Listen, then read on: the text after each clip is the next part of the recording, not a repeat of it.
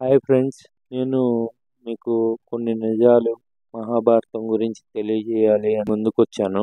ఈరోజు మనం మనం అనే కాదు, మన తర్వాత జనరేషన్స్ కానీ, మన ముందు జనరేషన్స్ కానీ, మనం కానీ ఉన్న భ్రమ నుంచి బయటకు తేవటానికి వీడియో చేస్తున్నా. వాస్తవానికి కర్ణుడు అనే ఆయన గురించి మనకి ముందుగా తెలియజేసింది మన ఎన్టీఆర్. ఆయన దానవీర శూరకర్ణ అనేటువంటి అద్భుతమైనటువంటి పౌరాణిక సినిమా తీశారు. దాంట్లో చూపించినవి నిజాలు అనుకునే మనం జీవిస్తూ ఉన్నాం. ఆయన పౌరాణిక సినిమాలో కూడా కొన్ని నాటకీయ పరిస్థితులను చూపించడం వల్లనే సినిమా సక్సెస్ అయ్యిద్ది అన్న విధంగా సినిమా తీయటం వలన కొన్ని అపోహల్లో మనం బతుకుతూ ఉన్నాం ఈ రోజున.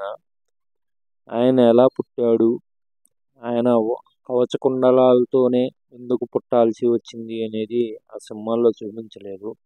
సరే, అది పక్కన పెట్టేసేయండి. ఆయన గౌరవాన్ని దెబ్బతీయాలని ఏమీ లేదు. ఆయన గౌరవవంతుడే. కాకపోతే ఆయన చేసిన సావాసాల వలన ఆయన పేరు పోగొట్టుకోవాల్సి వచ్చి ఉంది. ఇక నెక్స్ట్ మనం ఈ రోజున నేడు అంటే కల్కి సినిమా ఉంది కదా, దాంట్లో ప్రభాస్ హీరోగా చేశాడు. అది చాలా హిట్ అయిపోయింది సినిమా. మనం అద్భుతము అని చెప్పి చెప్పుకుంటూనే ఉన్నాము ప్రతిరోజు. ఆ సినిమాలో చూపించినటువంటి కర్ణుడు మళ్ళీ కలియుగంలో పుట్టారు అని చెప్పి చూపించాడు. Okay, very good. ఎందుకు పుట్టారో అనేది తెలీదు, పుట్టాల్సిన అవసరం ఏంటో కూడా తెలియదు. సూర్యదేవుడు వరం ప్రసాదం వలన పుట్టినటువంటి కర్ణుడు ఆ జన్మలో భగవత్ అవతారమైనటువంటి శ్రీకృష్ణుడి రథసారిగా ఉన్నటువంటి కాలంలో అర్జునుడి చేతిలో మరణాన్ని పొంది మోక్షాన్ని పొందాడు అని చెప్పి పురాణాలు చెప్తూ ఉన్నాయి. ఆయన మళ్ళీ జన్మ ఎందుకు ఎత్తాడో నాకైతే క్లారిటీ లేదు. సరే, క్లారిటీ అనేది మనకు అవసరం లేదు. సినిమా అనేది ఎంటర్టైన్మెంట్ కోసమే. సినిమాలో చెప్పేవన్నీ నిజాలు కాదు అనేది ముందు అవగాహన చేసుకోండి. మనం కాసేపు వెళ్ళామా, సినిమా చూసామా, ఎంటర్టైన్ అయ్యామా అనే దాని గురించే సినిమాలు చెప్తాయి. నిజమైన జ్ఞానాన్ని అందించేవి పురాణాలు. పురాణాలు ఎవరెవరో రాసినవి కాదు, ఒరిజినల్ పురాణాలు. వాస్తవంగా ఏదైతే ఉందో దాన్నే తర్జుమా చేసి అందించిన వాటిల్నే చదివి జ్ఞానాన్ని పెంచుకోండి. ఏదేదో చదివి ఏదేదో అనుకుని పురాణాలని కించపరిచే పరిస్థితులను కూడా కొంతమంది మన వాళ్ళే తెప్పిస్తున్నారు. దానివలన వేరే వాళ్ళకి మనం చులకన అవుతున్నాం.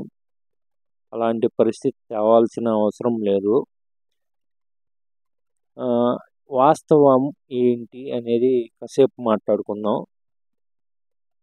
ఆ వాస్తవంలోకి వెళ్ళే ముందు మనం జరిగింది ఏంటో తెలుసుకుంటే కానీ మనకు వాస్తవం ఏంటి అనేది తెలియదు. కాబట్టి నేను ఏం తప్పులు జరిగినాయి అనేది ముందు ప్రస్తావించడం అనేది జరిగింది.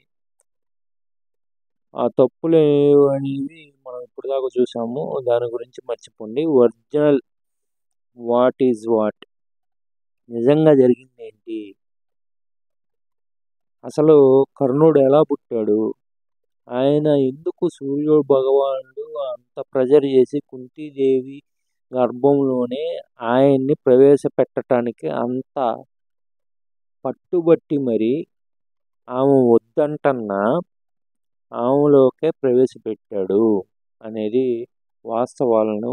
శ్రీకృష్ణుడు అంత గొప్ప వీరుడైనటువంటి అర్జునుడి కంటే వీరుడు అని ఆయన తలుచుకున్నప్పటికీ కర్ణుడి వైపు ఉండకుండా, ఆయనకి మహానుభావుడు, ఆయనకి అన్నీ తెలుసు, కుంతిమాత మొదటి బిడ్డ ఈయన అని చెప్పి. అయినా కానీ మొదటి బిడ్డకి ఆయన ఆసరా ఇవ్వకుండా అర్జునుడు అండ్ పాండవులు వైపే ఎందుకున్నాడు? వాళ్ళకి రథసారథిగా కూడా ఎందుకు చేరాడు అనే వాస్తవాలను మనం ఈరోజు ప్రస్తావించుకోబోతున్నాం.